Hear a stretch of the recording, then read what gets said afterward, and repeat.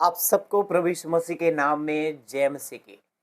जैसे कि मेरे प्रिय आपने टाइटल और थंबनेल को देखकर समझ गए हैं कि मैं किस टॉपिक पे बात करने वाला हूं। आज का टॉपिक बहुत ही खास और इम्पोर्टेंट होने वाला है। सो मेरे प्रिय आज का टॉपिक है यीशु खोई हुई भीड़ भेड़ को ढूंढेंगे और प्रॉफिट बचंदर सिंह के लिए आशीष के दरवाजे खोल देंगे। इस बात के लिए मैं इस वीडियो के अंदर सारी बातें एक्सप्लेन करना चाहते हैं। सो विश्वास करते हुए वीडियो को अंत तक देखना है और वीडियो को लाइक करना और सब्सक्राइब करना ना भूलना है। सो वीडियो में आगे बढ़ने से पहले मैं साथ ही साथ एक बात बताना चाहते हैं। यदि आप हमारे चैनल पर पहली बार विजिट कर रहे हैं, प्रभु यीशु मसीह के नाम में आप सबका वेलकम है। प्रभु में आप सबका भाई पास्टर शुभम लाल आगरा की धरती से आप सबके बीच में एक और समाचार लेकर आ रहा हूं और बताना चाहता हूं कुछ इंपॉर्टेंट बातें जो अच्छी हैं, उन बातों को आपके बीच में फरमाना चाहता हूं। तो आइए हम वचन की ओर ध्यान फरमाएंगे।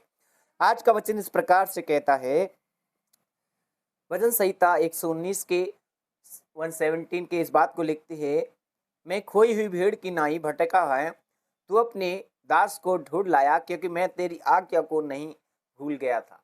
हालेलुया। सो मेरे प्रिय यहाँ पर एक परमेश्वर एक खोई हुई भेड़ को क्या करे, ढूंढ कर ला रहे हैं।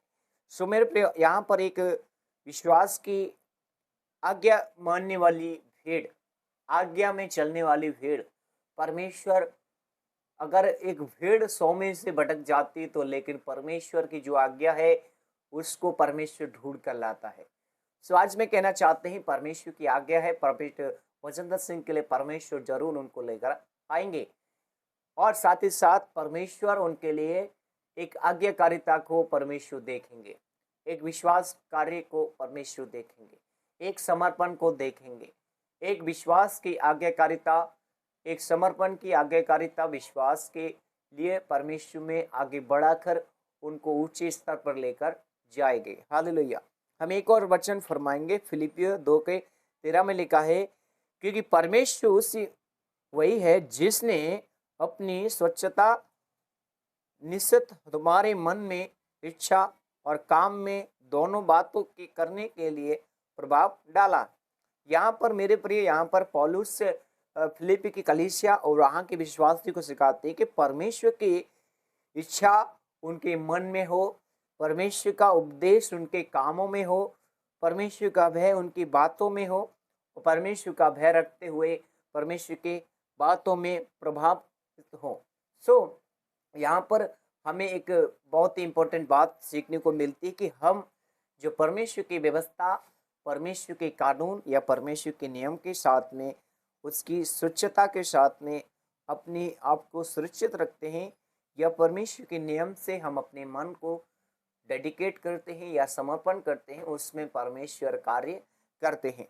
इसी का एक और वचन हम पढ़ेंगे, सृष्टि गीत उसका 1 का 4 इस बात को बताते हैं, मुझे खींच लाया और तेरे पीछे दौड़ूंगा, राजा मुझे अपने महल में लाया और मैं तुझसे मगन और आनंदित होऊंगा और दाक मधु से अधिक तेरे से प्रेम की चर्चा करूंगा। यह ठीक है, मैं तुझसे प्रेम रखता हूँ। हालेलुया। परमेश्वर इस कलाम के द्वारा आप सभी को बहुत आशीष करे। यहाँ पर भी एक बहुत ही इंपॉर्टेंट बात है। वो बात इस प्रकार से कि परमेश्वर के पीछे दौड़ना, परमेश्वर के पीछे चलना, परमेश्वर अपने राज्य में, अपने महल में, अपने शहर में आशीष का कारण करते हैं। परमेश्वर के पीछे मगन होना, परमेश्वर की देह में मगन होना, परमेश्वर की सामर्थ्य में मगन होना, प्रार्थना में मगन होना, विश्वास में मगन होना, उसके कार्य के लिए समर्पण होना बहुत जरूरी है। जब हम उसके लिए हमेशा डेडिकेट रहते हैं, तत्पर रहते हैं, परमेश्वर उसके कानून को बदलता है।